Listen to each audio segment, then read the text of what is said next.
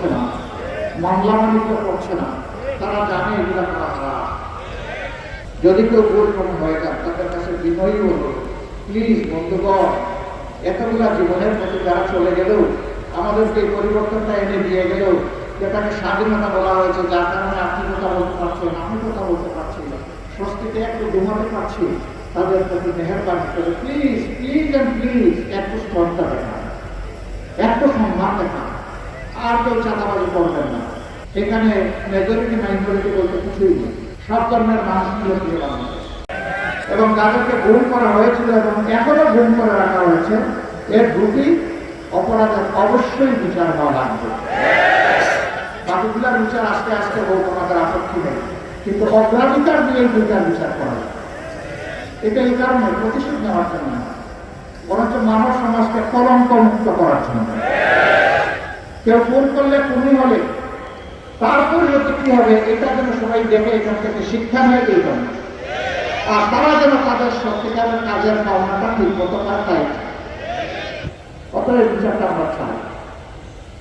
কিন্তু আমরা ক্লিয়ার করেছি যে আমরা কোনো নিজের হাতে আইন তুলে নিয়ে কারো বিরুদ্ধে প্রতিশোধ নেব।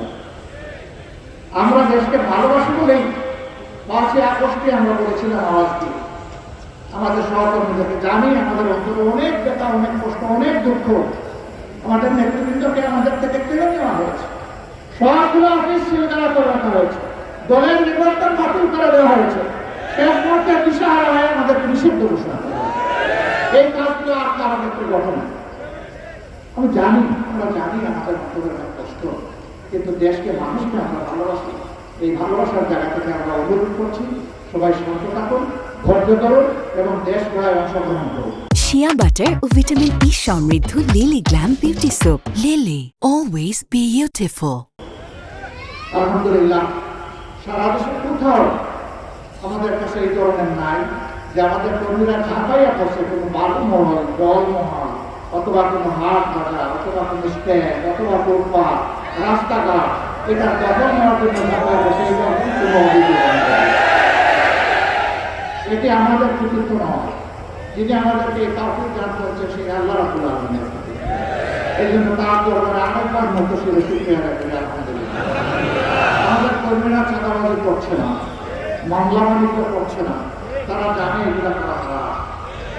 আমরা যারা রাজনীতি করে বিশ্বাস করি, সবাই দেশকে ভালোবাসে, আমি মনে করি না কোনো রাজনৈতিক কর্মী এই ধরনের ঘটনার সাথে জড়িত হবে।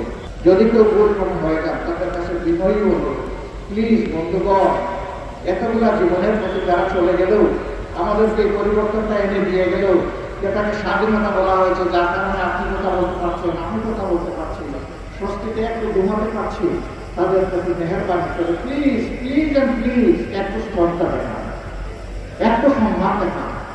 আর কেউ চাঁদাবাজি করবেন না, আর কেউ দখলদারি করবেন না, আর কেউ মামলা বাণিজ্য করবেন না, অসহায় মানুষকে মামলায় ঢুকাই দিয়ে হয়রানি করবেন না।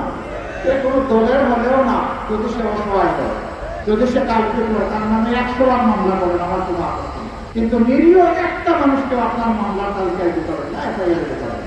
এখানে মেজরিটি মাইনরিটি বলতে কিছুই নেই, সব ধর্মের মানুষগুলো দিয়ে বানানো।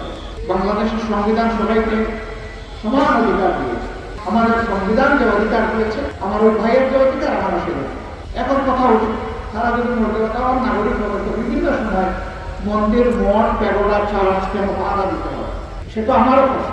কিছু দুষ্ট লোকের জন্য এ দুষ্টামি আমার দল করে না, কিন্তু কেউ না কিন্তু করে। এই জন্য আপনারা 5 তারিখ থেকে দেখেছেন সারা দেশে আমরা আপনাদের সহকর্মীদেরকে বলেছিলাম স্বেচ্ছাসেবক হয়ে যাও আর ওই সমস্ত প্রতিষ্ঠান পাহারা দাও। কেউ যদি ব্যক্তিগতভাবে তোমাদের কোনো সহযোগিতা চায়, তার বাড়িটা পাহারা দিবে। এই পাহারাটায় যদি কেউ সন্তুষ্ট না হয়, বলবো যে আপনার বারান্দায় আমাদের একটা বিছনা পেতে দেন, আমি এখানে ঘুমাবো এবং পাহারা দেবো। আলহামদুলিল্লাহ, 1 নাগারে 15 দিন আমাদের কর্মীরা সকল ধর্মের ভাই বোনদের পাশে ছিল।